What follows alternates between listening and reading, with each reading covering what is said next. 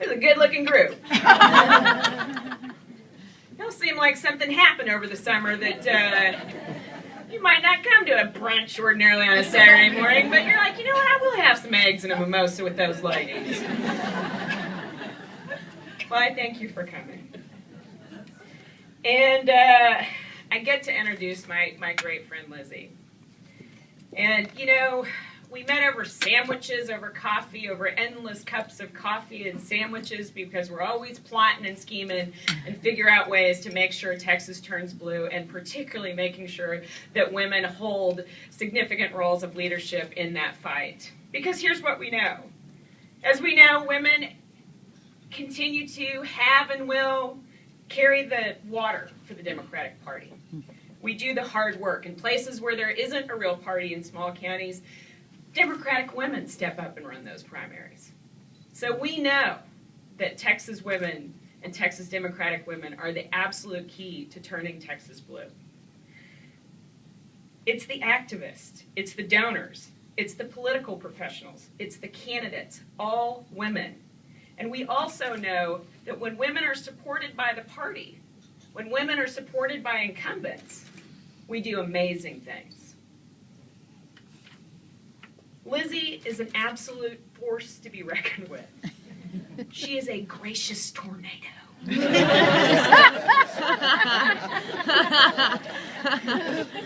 She's a Democratic ninja. Ready to spring into action at any moment. Like this summer.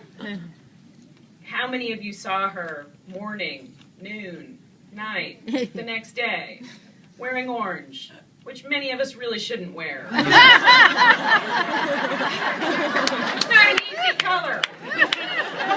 You know, Kohl's and Marshall's and every other low rent outlet in this town were like, man, orange shirts are going like hotcakes. And we all had on those sleeves that weren't quite right at the Capitol.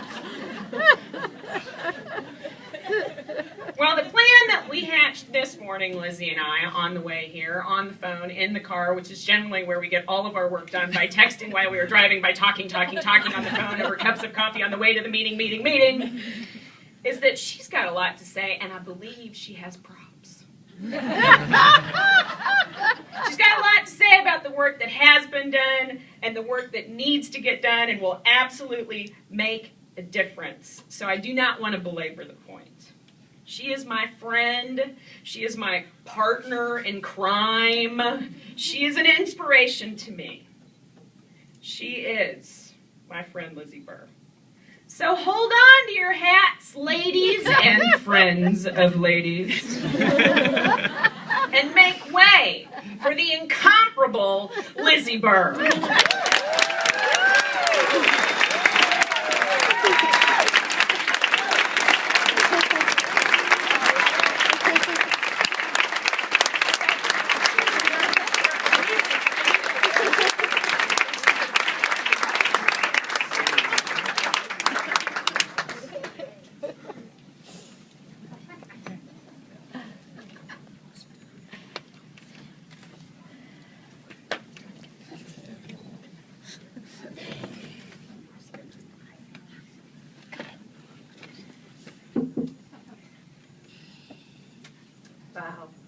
Wow.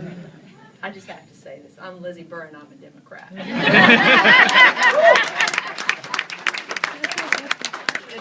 First, I'd like to thank the Travis County Democratic Party for this honor.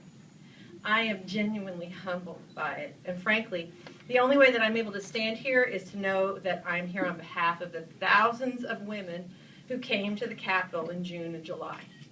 I am proud to be one of them and to stand here representing them. They traveled from all over the state. They took off work.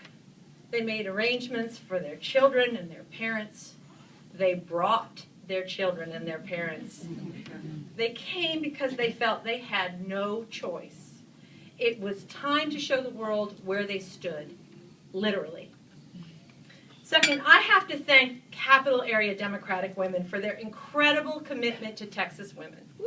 I am so proud to be a member of the organization. There are so many individuals I'd like to mention, but that would run the risk of turning this into an award show. And I know that many of you are worried that I'm going to have a Sally Field moment here and gosh, you like me, you really, really like me. But if I'm going to have a Sally Field moment here, this is how it has to go. Whoa!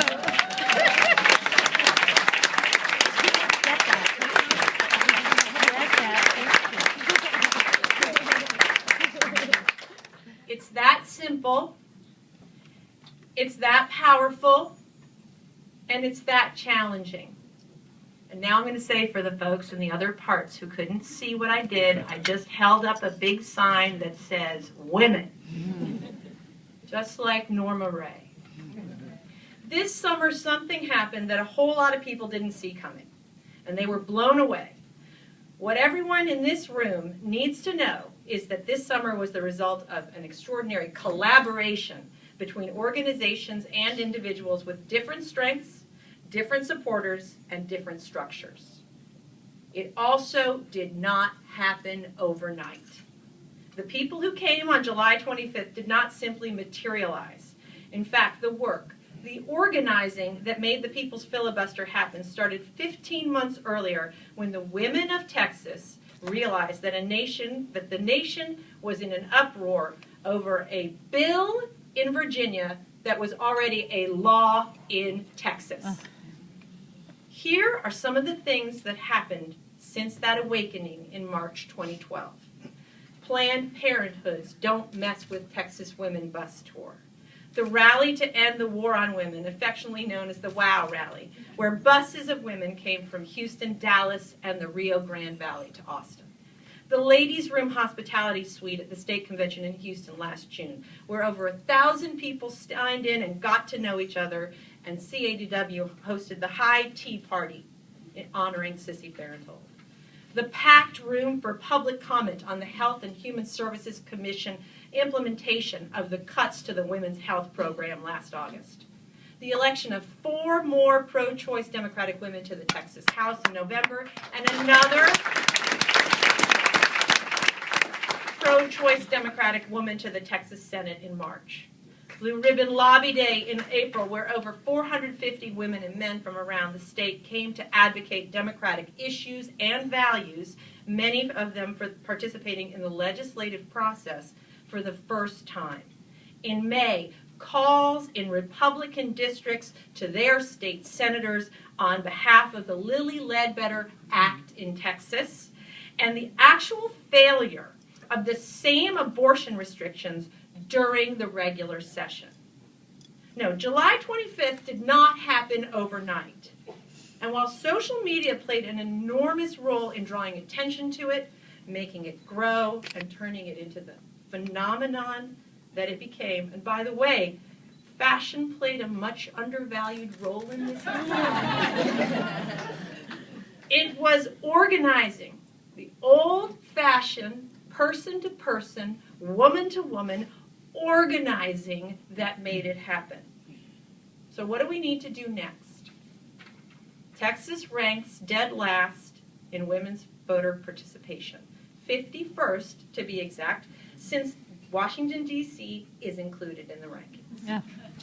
In 2012, 2.2 million registered women did not vote in the general election in Texas. That's correct. 2.2 million women stayed home from the polls, even though they are registered to vote. We need these women to vote, at least the ones who will vote with us. The time to start the work to reach these women, the 7 or 9 times we need to touch them to get them to the polls on November 4th, 2014, the organizing is right now. TCDP played an extraordinary role at the Capitol this summer. I could not be more proud of my local party. But TCDP must step up and play an even more critical role over the next 14 months. We can't wait until next summer to get going. The work starts today. Let's make it happen. Thank you.